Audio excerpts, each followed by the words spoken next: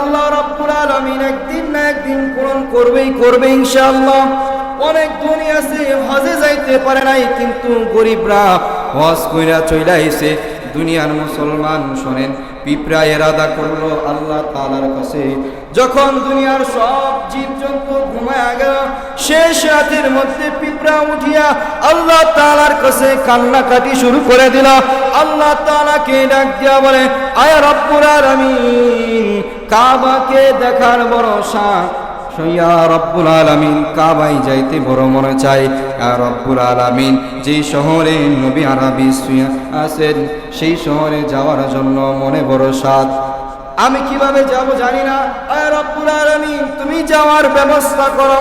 আল্লাহ রব্বুল আলামিন সাথে সাথে জিবরাইল আলাইহিস সালাতু ওয়াস সালামকে ডাক দিয়া বলে, ও জিবরাইল আলাইহিস সালাতু ওয়াস সালামকে যখন ডাক দিলেন, জিবরাইল আলাইহিস সালাতু ওয়াস সালামকে ডাক দিয়া বলে, পিঁপড়া আমার কাছে দোয়া করেছে, পিঁপড়া আমার কাছে দোয়া করেছে যে সে নাকি কাবাকে দেখবে, তার মনে নাকি কাবার মোহাব্বত।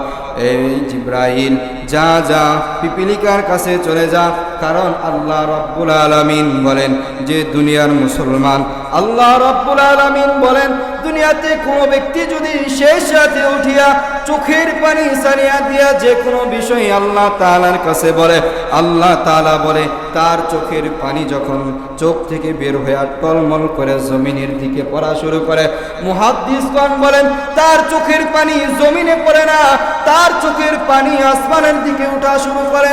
প্রথম আসমানে যখন যায় আসমান খুলিয়া যায়, দ্বিতীয় আসমানে যখন চোখের ফোঁটা যায় তখন দ্বিতীয় আসমানও খুলে যায়, তৃতীয় আসমানে যখন যায় দ্বিতীয় আসমানও খুলে যায়, চতুর্থ আসমান যখন যায় তখনও খুলে যায়। এইভাবে আল্লাহ রাব্বুল আলামিনের দরবারে চোখের পানি যায়, চোখের পানি যায় আল্লাহ তাআলার দরবারে কান্না করা শুরু করে দেয়। চোখের পানি আল্লাহ তাআলার কাছ থেকে আসে না। আল্লাহ তাআলা ডাক দিয়া বলে, কেন আসছো, কি জন্য, কি কারণে আসছো? আল্লাহ তাআলা ডাক দিয়া যখন এই কথা বললেন, ওই চোখের ফুটা এক ফুটা পানি ডাক দিয়া বলে, আয় রব্বুল আলামিন, তোমার ওই বান্দা, তোমার ওই মাখলুক কষ্টে পতিত আছে, তার এই সমস্যা দূর করে দেন। দূর না করা পর্যন্ত চোখের পানি ওখান থেকে ফেরত আসে না। এই জন্য চোখের পানির এত দাম। আপনি আর আমি যদি কোনো সমস্যায় পড়ে গেলাম, 2 রাকাত নামাজ পড়ে শেষ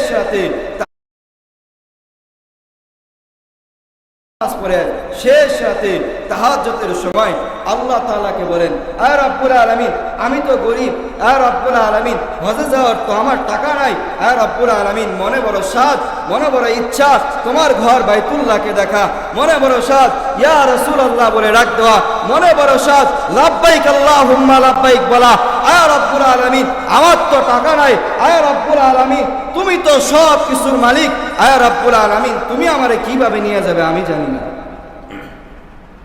এইভাবে যদি আপনার আমার সংকল্প আর ইচ্ছার নিয়ত থাকে, তাহলে একদিন না একদিন আপনার দোয়া আল্লাহ রাব্বুল আলামিন কবুল করে আপনাকে আমাকে বাইতুল্লাহ শরীফ থেকে ঘুরায় এনে আসবেন। পিপিলিকা যখন কান্না করে শেষ রাতে আল্লাহ তাআলাকে বলল, আল্লাহ তাআলা জিবরাইল আলাইহিস সালাতু ওয়াস সালামকে ডাক দিয়া বলে, ও জিবরাইল, পিপিলিকার বড় সাধ, পিপিলিকার মনে বড় সাধ, বাইতুল্লাহকে দেখবে, যাও যাও তুমি পিপিলিকাকে বাইতুল্লাহ নিয়ে যাওয়ার ব্যবস্থা করো। জিবরাইল আলাইহিস সালাতু ওয়াস সালাম পিপিলিকার কাছে আসিয়া বলেন, এ পিপিলিকা, তোমার দোয়া কবুল, আল্লাহ রাব্বুল আলামিন তোমার দোয়া কবুল করেছে। আল্লাহ রাব্বুল আলামিন তোমারে বাইতুল্লাহ শরীফে নিয়ে যাওয়ার জন্য বলেছেন। এই কথা বলে জিবরাইল আলাইহিস সালাতু ওয়াস সালাম পাশের দ্বীপে চলে গেলেন। পাশের দ্বীপে যাওয়ার পরে পাশের দ্বীপে কবুতর বাস করত। জিবরাইল আলাইহিস সালাতু ওয়াস সালাম কবুতরকে বলল, আল্লাহ তাআলার আদেশ, আল্লাহ তাআলার হুকুম, বাইতুল্লাহ শরীফে যেতে হবে, চলো। ওখান থেকে পিপিলিকার কাছে আসিয়া বলে, পিপিলিকা, তুমি এই কবুতরের ডানার ভিতরে উঠে বসো।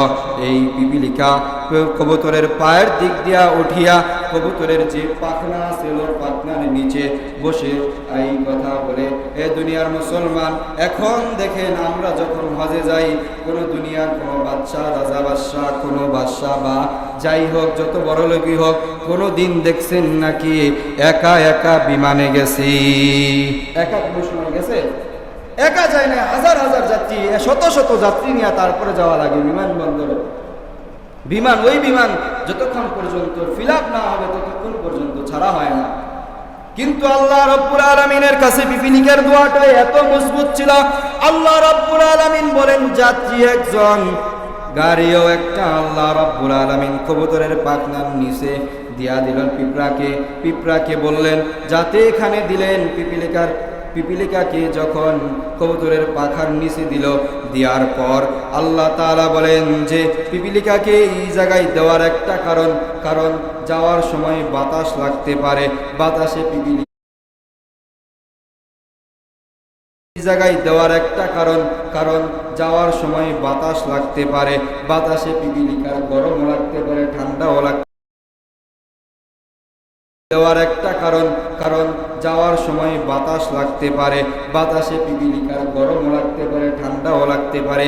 এই জন্য এয়ার কন্ডিশন বানাইয়া, এসি বানাইয়া, এসি রুম বানাইয়া আল্লাহ রাব্বুল আলামিন পিপিলিকাকে ওইখানে অবস্থান করাইয়া, তারপর আল্লাহ রাব্বুল আলামিন কবুতরের পিঠে চড়াইয়া বাইতুল্লাহ নিয়ে আসছে। আল্লাহ রাব্বুল আলামিন যদি একটি পিপিলিকাকে বাইতুল্লাহ শরীফে নিয়ে যাইতে পারেন, তাহলে ওই আল্লাহ এখনো আছে কি নাই? ওই আল্লাহ চাইলে তার বান্দাদেরকে বাইতুল্লাহ শরীফে নিয়ে যাইতে পারে কি পারে না? অবশ্যই পারে। শুধু আমাদের মনে মনে নিয়ত করতে হবে, আর নিয়তটা আমাদের সহি হতে হবে। আর এটার সাথে শর্তও আছে যে লাখ টাকা, কোটি টাকা কামাইলাম, কিন্তু হজে যাওয়ার সময় যেই টাকাটা আমি কামাইলাম, যেই টাকায় আমি হজে যাইতেছি, ওই টাকাটা যদি সুদের টাকা হয়, ওই টাকাটা যদি ঘুষের টাকা হয়, ওই টাকাটা যদি অন্যের জমিন মেরে খাওয়া হয়, তাহলে হজ তো কবুল। হজ কবুল না? হজ কবুল? ঘুমাইতেছেন আপনারা? হজ তাহলে কবুল। তাহলে শর্ত যেটা, যেই টাকায় আপনি হজে যাবেন সেই টাকাটা হতে হবে 100% হালাল টাকা। হারাম টাকায় আপনার হজ হবে না। আপনার দিলে সংকল্প থাকা লাগবে, আপনি টাকা নাই, কিন্তু আল্লাহ রাব্বুল আলামিন দেখবেন আপনাকে মক্কা মুকাররমা থেকে, মদিনাতুল মুনাওয়ারা থেকে ঘুরায় নিয়ে আসলেন। ইদ্রিস কান্দুলবী রাহমাতুল্লাহি আলাইহি একটি ঘটনা বর্ণনা করেন।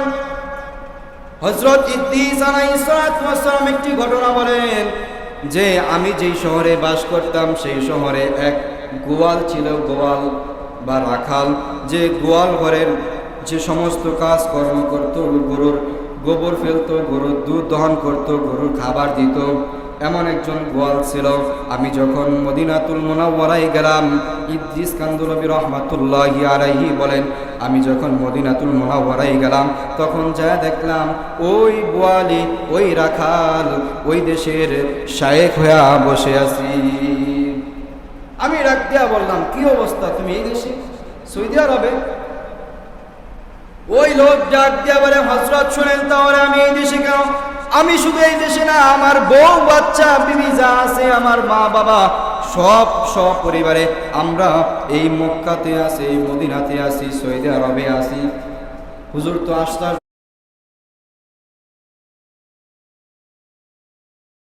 আছি, সৌদি আরবে আছি।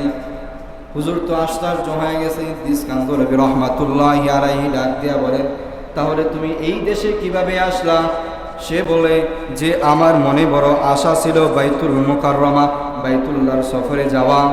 আমি যখন আমার দেশে থাকতে, আমি যখন যাই নামাজের ভিতরে নামাজে দাঁড়াইতাম, যাই নামাজের মুসল্লার ভিতরে একটা ছবি অঙ্কন করা থাকে, কাবা শরীফের ছবি দেওয়া থাকে, ওই ছবি দেখে আমি এমন কোনো দিন নাই আল্লাহ তাআলার কাছে কেঁদে কেঁদে দোয়া করতাম, আয় রাব্বুল আলামিন, তুমি কি শুধু আমার এই ছবি দেখাইবা, কোনোদিন সরাসরি কাবা দেখাইবা না? সরাসরি কি কোনোদিন কাবা দেখাইবে না? যখন হজের মৌসুম এসে গেল, হজের মৌসুম যখন আসলো, তখন তো আর বিমান ছিল না, তখন মানুষ হজে যাইতো উঠে করে, তখন মানুষ হজে যাইতো। যাদের যেই সোয়ারি ছিল, ঘোড়া গাধার পিঠে চড়ে চড়ে তারা হজে আসতো। তখন একটি প্রচলন ছিল জাহাজে করে মানুষ হজে যাইতো।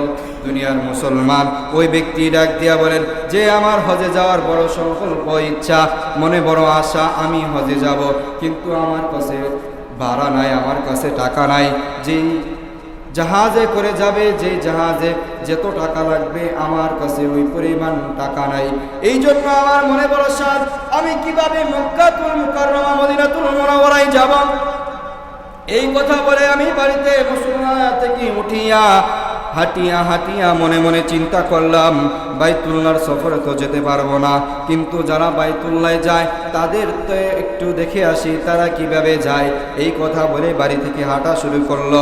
হাঁটতে হাঁটতে এমন জায়গায় আসলো, যেই জায়গা থেকে জাহাজ ছাড়ে আসিয়া দেখে জাহাজ কর্মীদের মধ্যেই তারা একজন জাহাজ কর্মী হজ যাত্রীদের মাল সামানা নিচ থেকে উপরে উঠাইতেছে।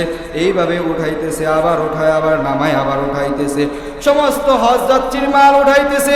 এমন সময় একটা সময় যেই ব্যক্তি ওই মালগুলা উঠাইতেছে, উঠানোর সময় ওই জাহাজ থেকে পড়ে নিচে পড়ে গেল। নিচে যখন পড়ে গেছে তখন সে ব্যথা পেল। ব্যথা পাওয়ার পর ওই ব্যক্তি ডাক দিয়া বলে, আমি ওই যে ব্যক্তি কর্মী ছিল তার কাছে দৌড়ায় গেলাম, যাই বললাম, আপনি তো কাজ করতেছেন, আপনি আপনার যেই লাইফ, আপনার যেই চিহ্নটা আছে, আপনার যেই জ্যাকেটটা আছে কর্মীর, ওই কর্মীর জ্যাকেটটা আমারে দেন, আমি আপনার মালগুলো উঠায় দেই।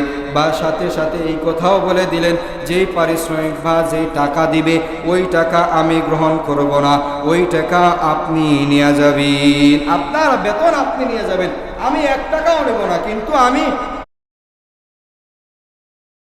হজ যাত্রীদের একটু সেবা করতে চাই। এই কথা বলে সে ওই হজ যাত্রীদের মাল জাহাজে উঠাতে শুরু করলো। জাহাজে যখন উঠায় না, আবার উঠাই, আবার নামাই, আবার উঠায়, আবার নামাই, এমন করতে করতে উঠাইতে যখন দেখলো এক পর্যায়ে জাহাজ ছেড়ে দিবে, এমন সময় ডাক দিয়া বলে, যে কর্মী ছিল, কর্মীর যেই জ্যাকেট ছিল, জ্যাকেট খুলে জাহাজ থেকে ঢিলা মেরা সিরুয়া দেয়া বলল যে তোমার পোশাক দেয়া দিলাম, এই পোশাক তুমি নিয়ে যাও, আর যেই টাকা দিবে সেই টাকাও তুমি নিয়ে যাও। এই কথা বলে বললো, তো অনেক লোক তো আছে বাদাম বিক্রি করতে করতে লঞ্চে পার হয়ে যায়, অনেকেই আছে ট্রেনের ভিতরে বাদাম বিক্রি করতে করতে বাড়িতে চলে যায়। দুনিয়ার মুসলমান সেও একটা চান্স নিল, সেও একটা আশা নিয়াম সেইখানে বসলো, এবং যারা হজ যাত্রী ছিল হজ যাত্রীদের সেবা করা শুরু করলো। রান্না কাজের মধ্যে সাহায্য করে, সব কাজের যখন সাহায্য করে, যখন জাহাজ চলতে চলতে এমন সময় জাহাজের একজন ঘোষণা করে দিল, আপনারা সকলেই জোরে জোরে তালবিয়া শুরু করেন। ওই যে জেদ্দা শহর দেখা যায়, ওই যে আলো দেখা যায়, ওইখানে আপনারা নামবেন সকলেই। আপনারা সকলেই মদিনাতুল মুকাররমা সৌদি আরবের যে জেদ্দা শহর আছে, যেই শহরের ভিতরে চলে আসছেন। এমন সময় ওই ব্যক্তির হুঁশ জ্ঞান ফিরে আসলো। ওই ব্যক্তি ডাক দিয়া বলে, তারা তো কাগজপত্র দিয়া জেদ্দার যে এয়ারপোর্ট আছে সেই এয়ারপোর্ট থেকে বের হবে, কিন্তু আমার তো কোনো কাগজপাতি নাই, আমি কিভাবে বের হব? এই কথা বলিয়া ওই লোক সাথে সাথে ওই নদীতে, ওই সাগরে ঝাঁপ দিলেন। লাফ দিয়া সে সাঁতরায়া কিনারে উঠলেন। উঠানোর পর সে হাঁটিয়া এমন এক জায়গায় গেলেন। যাওয়ার পরে দেখতেছে এক বাড়ির পাশে দাঁড়ায় শুনে যে ওই বাড়িতে এক বাচ্চা কান্না করতেছে। সাথে সাথে বাচ্চা কান্না করার কারণও শুনতেছে, কারণ ওই বাচ্চার যে মা আছে ওই মার স্তন শুকায় গেছে, বাচ্চা দুধ পান করতে পারে না, এই জন্য বাচ্চা কান্না করতেছে। আবার বাড়িওয়ালাও বলতেছে যে তাদের নাকি একটা গাভী আছে, সেই গাভীর দুধও তারা দহন করতে পারে না। এই কথা যখন বললেন, দূর থেকে ওই ব্যক্তি ডাক দেয়া বলে, গোয়ালে ব্যক্তি ডাক দেয়া বলে যে শুনেন, আমি এইভাবে ইশারা করে বলতেছে আপনারা এই কাজ পারবেন না, আমাকে দ্বারা এই কাজ হবে। আপনারা বাটি বালতি বা যে দুধ দহন করার জন্য গাভী থেকে দুধ দহন করার জন্য যে জিনিস আছে বালতি বা অন্য কিছু নিয়ে আসেন, ভাণ্ড নিয়ে আসেন। এই কথা যখন বললেন, এই কথা বলার পর ওই ব্যক্তি বললেন, আমরা তো সাধারণত এক বা যে টোপা আছে এই টোপায় ভরতে পারি না, তুমি কিভাবে বালতি ভরবা? কয় না, নিয়ে আসেন। তাহলে ওই রাখালি গোয়ালি ব্যক্তি তাহলে ওই রাখালি গোয়ালি ব্যক্তি যখন বালতি নিয়ে আসলো পুরনো স্টাইলে, যে বাড়িতে যেভাবে দুধ দহন করত, গরুর পেছনের দুই পা বাঁধিয়া দুধ দহন করে দিল এবং দুধ ওই শিশুকে খাওয়ানো হলো। শিশুর কান্না বন্ধ হয়ে গেল। এখন ডাক দিয়া বলে, এই লোককে ডাক দিয়া বলে, আমি এখন মক্কাতুল মুকাররমা মদিনাতুল মুনাওয়ারায় যাব, কাবাকে দেখব, আমি কোন পথে যাব? যখন এই কথা বললেন, ওই লোক ডাক দিয়া বলে, তুমি তো এইভাবে যাইতে পারবে না, কাগজপাতি লাগবে, কাগজপাতি আমি তোমাকে দিব, তুমি আমার সাথে থাকিয়া যাও। সে বলে, না না, আমার তো বাড়ি যাওয়া লাগবে। সে ডাক দিয়া বলে, তোমার বাড়ি যাওয়া দরকার নাই, তুমি তোমার যে বাড়িতে যারা আছে, তোমার আহাল পরিবার যারা আছে, পরবর্তী জাহাজে করে তাদেরকে সকলকেই এই মদিনাতে নিয়ে আসো। আর মদিনাতে নিয়ে আসার পর সেই ব্যক্তি বলতেছে, ইদ্রিস কান্দুলবী রহমাতুল্লাহি আলাইহিকে, যে তারা সকলেই যখন আসলেন, সকলেই আসার পর এই ব্যক্তির একটি ডেইরি ফার্ম আছে, গরুর ফার্ম আছে মদিনাতুল শহরে, মদিনা শহরের ভিতরে। যখন মদিনা শহরের ভিতরে এই ডায়েরি ফার্মে যখন নিয়ে গেছে, নিয়ে যাওয়ার পর আমাকে সেই মদিনার ভিতরে ওই গোয়ালি, ওই যে ডায়েরি ফার্ম ছিল, ওই ফার্মের কর্মী হিসেবে আমাকে রেখে দিছে এবং আমার ঘর পোষণ যা আছে পরিবারের সব মালিক গ্রহণ করেছি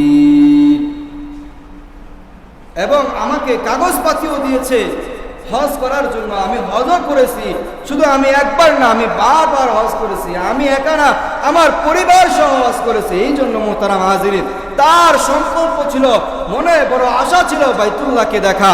তার মনে আশা ছিল বাইতুল্লাহকে দেখা। আল্লাহ রাব্বুল আলামিন তাকে বাইতুল্লাহ দেখাইছেন। এই জন্য মোহতারাম হাজিরিন, আমাদের যাদের সামর্থ্য আছে, যারা এখনো আমরা হজ করতে পারি না, আমরা নিয়ত করতে পারি। হজের মৌসুম তো চলতেছে এবং যারা হজ যাত্রী আছে কিছুদিনের মধ্যে তারা হজে চলে যাবেন। আর যারা আমরা এখনো হজে যাইতে পারি নাই, টাকা আছে, সম্পদ আছে, কিন্তু আমরা সংকল্প করতে পারি, নিয়ত করতে পারি, আগামী বছর মিস হবে না, আগামী বছর ইনশাল্লাহ আমরা হজে যাব। আমরা তো এক সময় এই সময় হজে যাই যখন আমাদের টাকা পয়সা অনেক হয়ে যায় এবং শরীরের শক্তি একেবারে শেষ হয়ে যায়, যখন বয়স বেশি হয়ে যায়, তখন আমরা হজে যাই। তখন আমরা ঠিক মতো দৌড়াতেও পারি না, ঠিক মতো আমরা চক্করও দিতে পারি না। এই জন্য বলা হয়েছে, তোমরা হজে যখন যাইবা, তোমাদের নেশাব পরিমাণ মালের মালিক হওয়ার সাথে সাথে যাইবা। যুবক বয়সে যাইবা, যুবক বয়সে বেশি দৌড়ানো যায়, যুবক বয়সে বেশি চক্কর ঘোরা যায়। এই জন্য মনে মনে সংকল্প করা, আমরা যুবক বয়সে বেশি চক্কর ঘোরা যায়। এই জন্য মনে মনে সংকল্প করা, আমরা করতে পারবো তো ইনশাআল্লাহ। আল্লাহ রাব্বুল আলামিন আপনাকে আমাকে মনে সংকল্প করে আল্লাহর ঘর বাইতুল্লাহ সফরে যাওয়ার তৌফিক দান করেন। ওমা আলাইনা ইল্লাল বালাগ। আসসালামু আলাইকুম ওয়া রাহমাতুল্লাহ।